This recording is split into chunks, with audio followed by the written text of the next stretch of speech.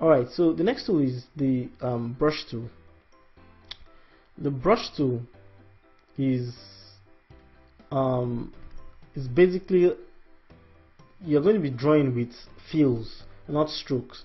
Like I said, the line, the pen, and the pencil, they draw strokes. That means they actually just one line.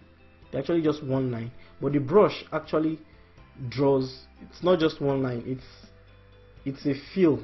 It's let me draw that out, and so I can explain better what I mean by it's a fill. Like this for example is one line with a brush, but it's not actually made of one line. It's actually made of a boundary around it, but the boundary is it's invisible basically, like if I can say that. Okay, let me just show you what I mean by that. If I were to select this, you can see that it is actually made up of a stroke. A stroke is actually around it, but because we use the brush tool, the stroke is not going to show. It's not going to show. So it's actually not just one line, the way the pencil and the pen and the pen tool is. Alright, so the brush, you can use the brush. The brush is basically what you're going to be using. You're going to be using the brush a lot. Like the pen and the pencil line, they're all good, but the brush is basically what you're going to be using mostly to draw most of your characters in Flash. Alright, so when you select the brush, you will notice that this portion here changes, and it changes. These are the options you're going to be using to edit your brush settings. And the first one right here, the first black dot right here, is to control the size.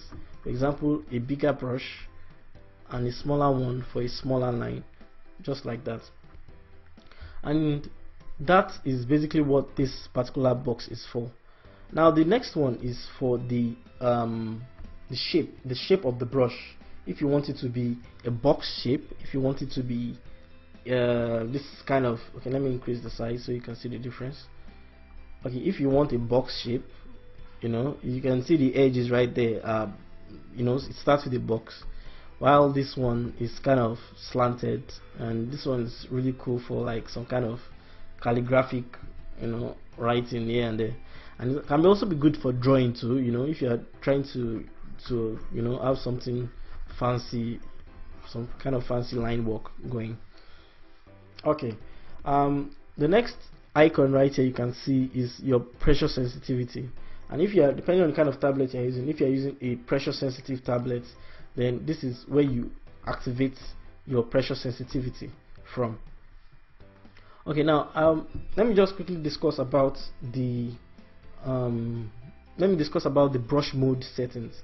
And these brush mode settings are actually quite important, because I had a lot of problems when I first started using Flash, because sometimes I will have my brush set on a different mode, and then I wouldn't be able to draw the OD, and I'm like, oh, why is Flash messing up like this? And at the end of the day, I just close it down and go and sleep. Alright, so the brush modes, okay, let me just draw this circle for example. Oh, let me draw that. Now this is a circle in Flash, and I drew this on the normal mode. It's on paint normal. Right, now for example, if I add another color and I wanted to draw something, you know, I wanted to fill this in. If I go in and try and fill it in like this, you can see it's messing up my initial circle, and I don't want that. So for example, I can change the mode of this particular brush to paint behind. So if I select the paint behind, what paint behind does is that the brush, the paint you paint first stays on top of the one you paint on anyone you paint after that. So for example, if I paint this like this, it automatically goes behind that other one, and I don't have to worry about my paints, you know, interacting with each other. Alright, so the next one is paint selection, and this is the one that gave me a lot of problem when I started using, because most times my settings, my mode was always on paint selection. So anytime I go in Flash and try to draw, it just disappears, and I'm like, why is it disappearing? You know, it was really frustrating. And I didn't know that I had my brush settings on, you know, on the wrong settings right here. So if you're having problems, you're drawing and your drawings are disappearing, probably check your drawing mode. That's like troubleshooting advice for you. All right, so what paint selection actually means is that when you change the mode to paint selection, you have to select something before you now paint, and then it paints only on what you selected, and that's just how that mode works. Okay, the next mode is the paint fill.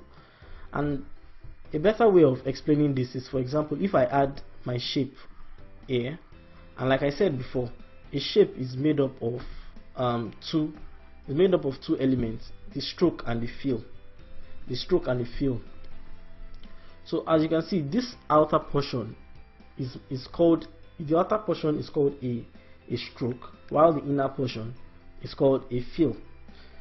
So now this paint mode, for example, if I wanted to paint this if I wanted to paint in another pattern inside this polygon, inside this polygon, for example, and I change my settings to, okay, let me do the paint normal first, so you see what happens, and then I'll change it to the paint fill, and then you see what happens. So if I paint it on paint normal and I paint this like this, you can see what happens. It breaks the stroke rather. It breaks the strokes into two, and sometimes you may not want that. So let me back that and put it on paint fill. So basically what paint fill does is that it doesn't paint anything as a stroke. It only paints what is a fill or an empty space. So your fill will always be on top of your paint. Your fill will always be behind your stroke. Alright, so that's just basically what that mode does. Let's say for example you have, okay, let me change this shape of this brush. For example, if you add a character such as this dude right here, let me just scribble something out. Okay, let's say this guy.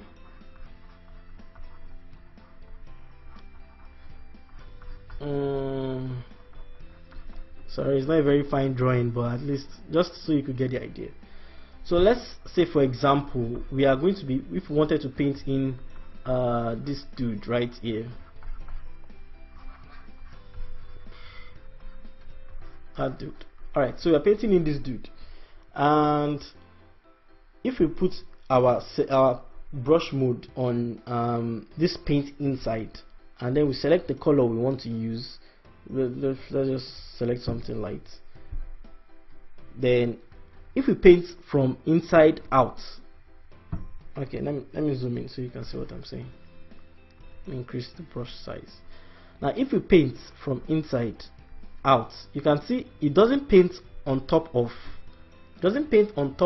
the line, the fill that's already there. It stops when it intersects another fill, and that's where it will just paint the inside on the direction you are coming from. Alright, so like for example, if I were to paint this, it will stop at that intersection. Okay, this line is actually too thick. Let me try it right here. You can see it stops on that line right there, and that's just what paint inside this mode does. But sometimes if your brush is bigger than what is there, it may override that, so that's why we're having all that. So for example, it just stops right there.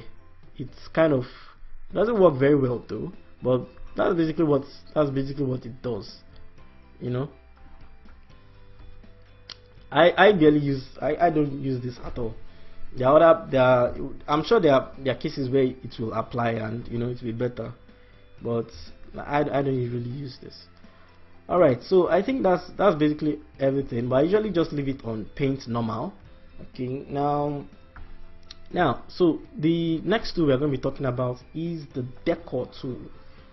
The Deco, where is it? The Deco tool. Yeah, this is it. The Deco tool can be used. You can just think about the Deco tool like quick props. Like if you are on a stage, you have props that you can just quickly put and set the stage. So that's basically what the Deco tool is. Although it can be used for many things, but I'm just trying to explain to you. For example, if I select the Deco tool right there, and you can see this option right here where it says vine fill. There are other options right here, and you can use different options for depending on what you are trying to do. So for example, let me just check this vine fill, and all I have to do is click, and once I click, it then becomes a vine. This is what is called a vine. So you can change the color of the vine from right here depending on the color you want.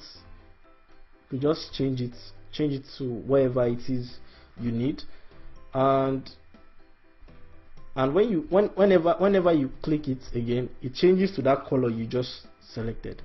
And there are other ones right here. Let's say for example a tree. You could just paint a tree basically, and then it looks realistic. But there's a downside to using this Deco tool, because if you use it too much, then your file becomes too heavy and Flash becomes a little shaky, and before you know it can just crash. So I generally, you can use this, but use it in moderation. Don't like decorate the whole stage with Deco tool, because the Deco tool, it's not going to work out fine. Alright, so the next tool is the bone tool, but I'm going to leave this bone tool for another tutorial, because bone tool is another topic entirely. Okay, so the next one is the bucket tool. Now remember when I said that the line, the pen, and the pencil all work with the same they all draw curves, and they all work with this same this color palette. It's the same thing with the brush. It's the same thing with the brush and the bucket tool. They both work with this color palette right here. So if I change this to red, automatically the brush tool becomes red, and also the bucket tool, the paint bucket tool, becomes red as well. So if I were to fill in this, it will turn to red. So that's just something to keep in mind. They are both controlled with the same color palette. Alright guys, we've come to the end of the video for today. Hope you're able to learn something new. If you found this video interesting, please don't forget to like and subscribe. And if you have any comments or suggestions on videos you want me to make, please leave a comment in the comment section below. Till next time, thank you for watching.